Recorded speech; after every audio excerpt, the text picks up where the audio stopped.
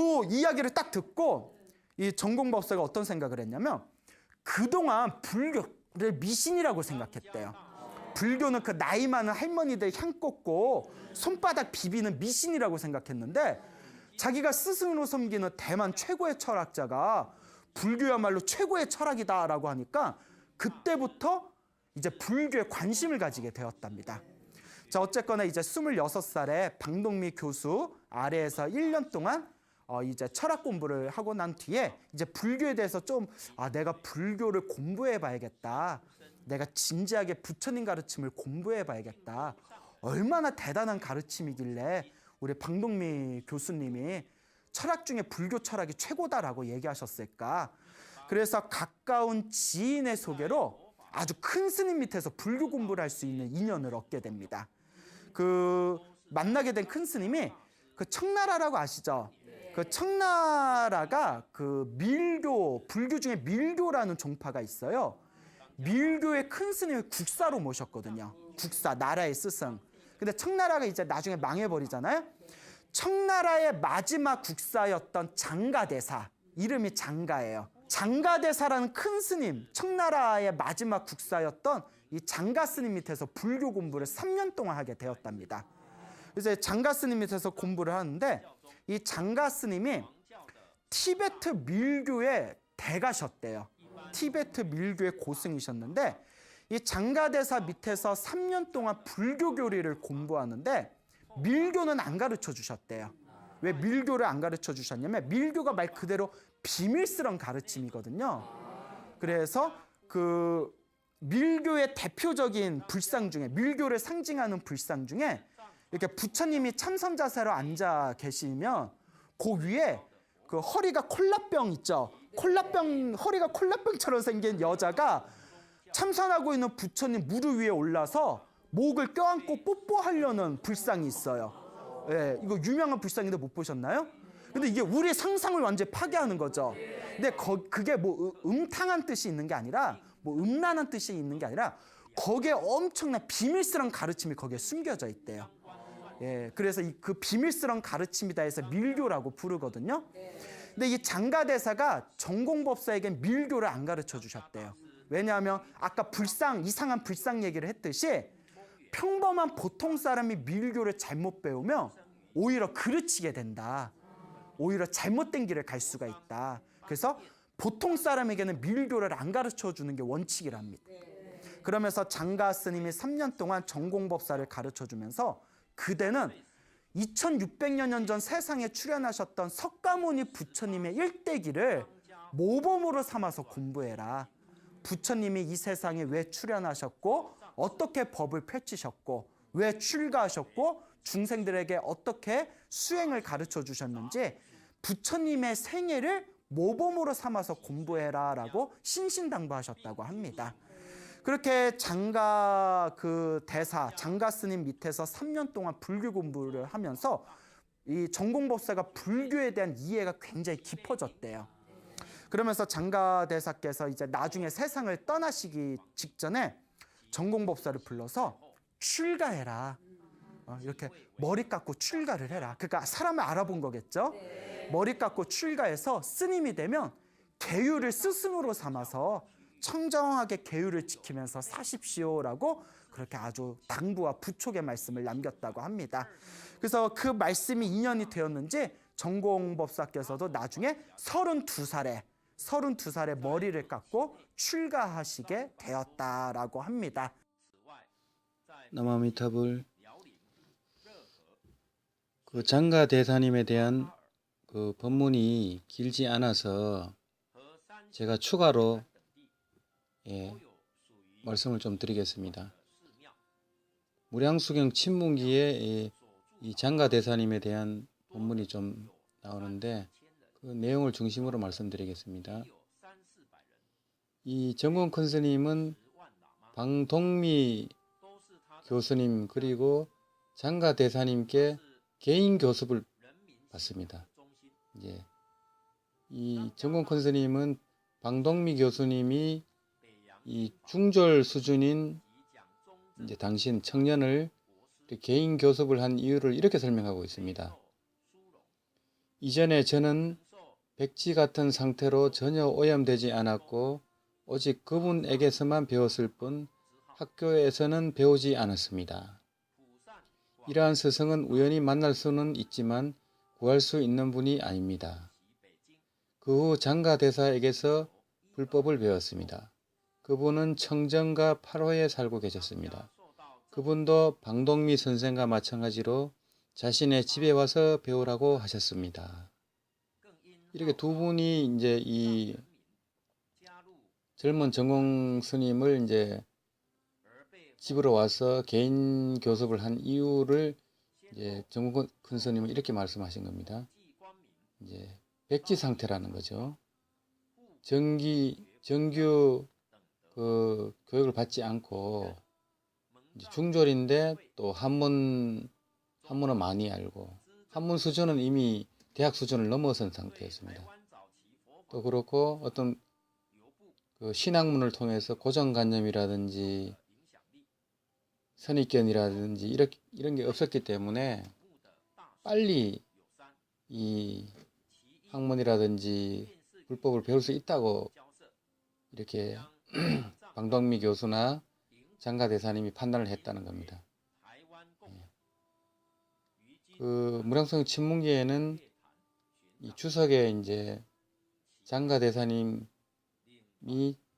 처음 전공 스님을 보고 이렇게 어떻게 교육을 했는지 거기에 대해서 이제 주석으로 좀 내용이 들어 있습니다. 그 내용을 좀 읽어 드리겠습니다. 제가 불교를 처음 접할 때 장가대사를 알게 되었습니다. 전공스님을 말합니다. 전공스님이 불교를 처음 접할 때 장가대사를 알게 되었습니다. 전공스님이 질문을 합니다. 불법은 대단히 수승합니다. 저는 불법을 매우 배우고 싶습니다. 불법에 들어갈 수 있는 방법이 있습니까? 전공스님은 장가대사님께 가르침을 청했습니다. 그 어르신은 30분 동안 아무 말씀도 하지 않았습니다. 30분이 지나 마음이 안정되었고 정말로 망념이 사라졌습니다. 장가대사의 교수법은 매우 특별하였습니다. 먼저 정신을 집중하여 안정된 후에 저에게 말했습니다. 있다. 불법에 들어갈 수 있는 방법이 있다는 겁니다. 있다. 유라는 이 한마디 말을 했다는 겁니다. 이 한 글자를 말하고 난 후 장가대사는 또 아무 말씀도 하지 않았습니다. 전공스님은 더욱 정신을 집중하였습니다. 대략 5분을 기다리자 비로소 간파하고 내려놓아라.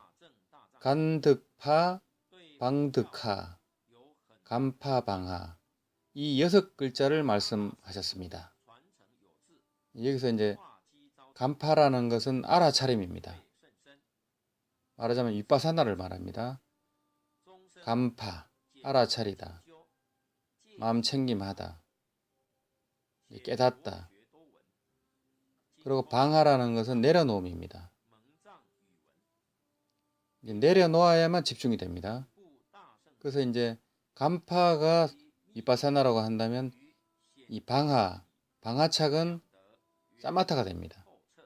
그래서 일체를 내려놓아야만 이제 수행 대상, 그러니까 연불이라든지 하두에 집중을 하게 됩니다. 간파 방하, 말하자면 윗바사나 사마타, 지와 간, 그리고 해와 정, 성성적적, 요게 바로 윗바사나 사마타를 이렇게 말하는 겁니다.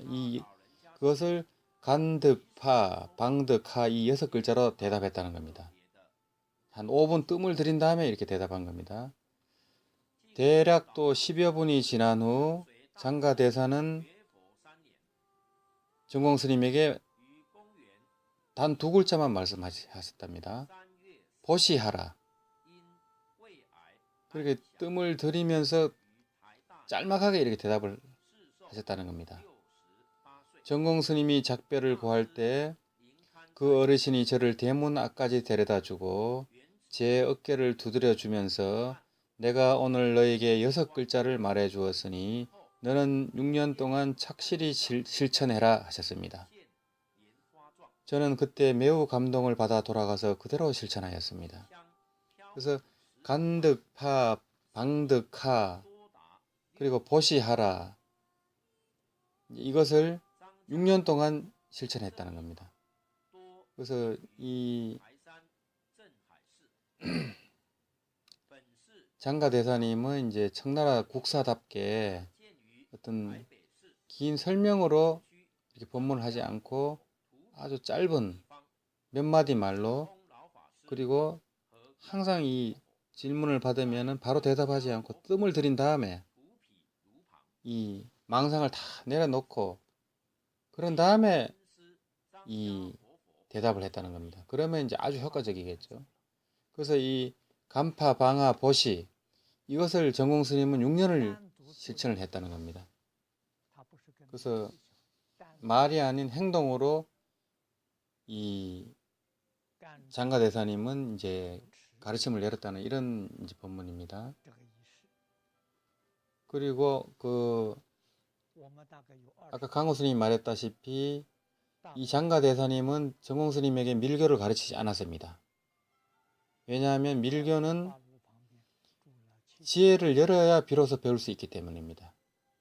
속마음이 청정하고 티끌 하나에도 물들지 않아야 하므로 보통 사람이 배우면 반드시 지옥에 떨어집니다. 엄격하게 말하자면 팔찌보살이어야 비로소 밀종을 배울 자격이 있으며 정식 학생이 됩니다. 원교의 초주보살도 방청할 따름입니다. 듣기만 한다는 겁니다.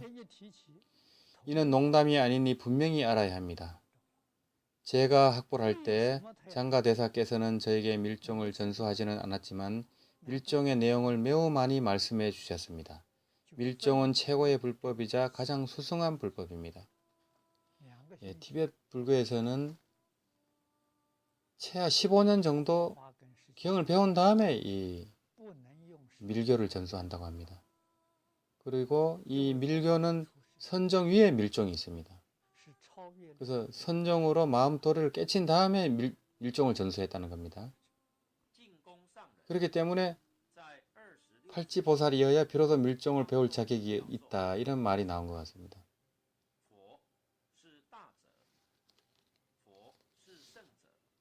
그 다음에는 이제 보시에 대한 얘기입니다. 제가 장가대사에게 학부를 하고 있을 당시에 대사께서는 저에게 먼저 보시를 배우라고 가르쳤습니다.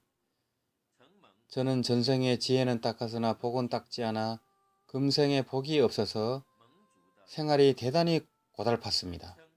젊은 시절 군 복무를 하였는데 대우가 매우 형편없었습니다. 그러나 고통을 참아가면서도 보시를 하였습니다.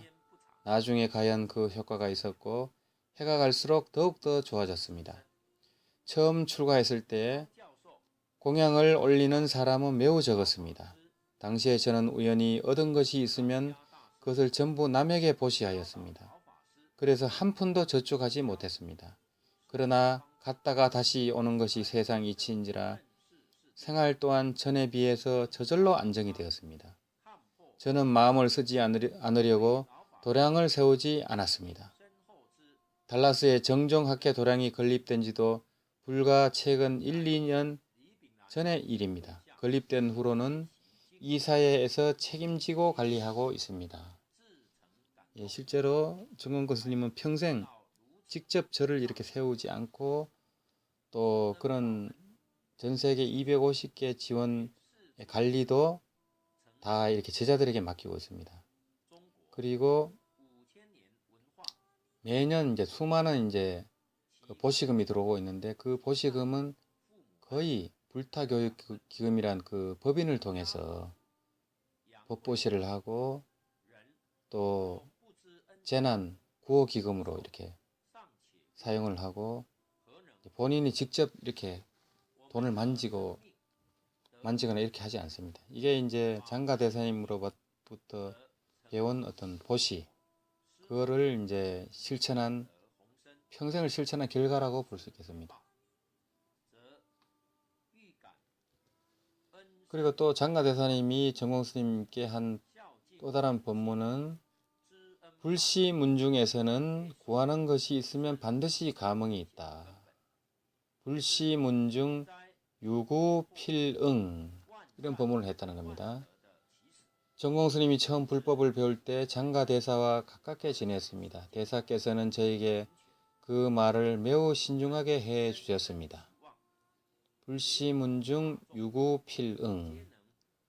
그러나 어느 때에는 구하여도 얻지 못하는데 이는 자신에게 장애가 있기 때문이고 이 장애가 없어지면 감흥은 저절로 옵니다. 성불을 원하면 성불할 수 있거늘 하물며 다른 것이야 더 말할 것도 없습니다.